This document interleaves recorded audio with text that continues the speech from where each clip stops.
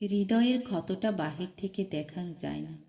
যদি দেখানো যেত তাহলে দেখতে মানুষের বুকের উপর দিয়ে ট্রাক গেলে অবস্থা যেমন রক্তাক্ত হয়, এর চেয়েও বেশি রক্ত সেখানে ঝরছে। মানুষ হাসে, কথা বলে, মিশে যায় সবার সঙ্গে, কিন্তু ভেতরের ব্যথাগুলো কেউ দেখে না, কেউ বোঝে না। বাহিরে শান্ত, ভিতরে ঝড়। এই দ্বন্দ্বটাই হয়তো জীবনের সবচেয়ে কঠিন যুদ্ধ। কেউ কেউ আছে যারা চোখের জলে কাঁদে না, বরং তাদের কান্না গিলে নেয় অন্তর। তাদের ব্যথা লুকিয়ে থাকে মিষ্টি হাসির আড়ালে। যে মানুষ সবচেয়ে বেশি হাসে, সেই হয়তো একসময় সবচেয়ে গভীরভাবে ভেঙে পড়েছিল। লরেল কে হ্যামিল্টন বলেছেন, কিছু ক্ষত শরীরে দেখা যায় না, কিন্তু তারা এমন গভীরভাবে কেটে যায় যা কোনো রক্তাক্ত আঘাতের চেয়েও বেশি ব্যথা দেয়।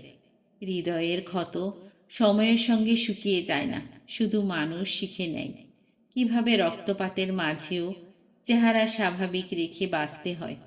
কিছু ব্যথা চিৎকার করে না, শুধু নীরবে স্মৃতি হয়ে বেঁচে থাকে, যতদিন না হৃদয়ের স্পন্দন থেমে যায়। শেষ কথা হলো, হৃদয়ের রক্তপাত কেউ দেখে না, কিন্তু সেই অদৃশ্য ক্ষতই মানুষকে মানুষ করে তোলে।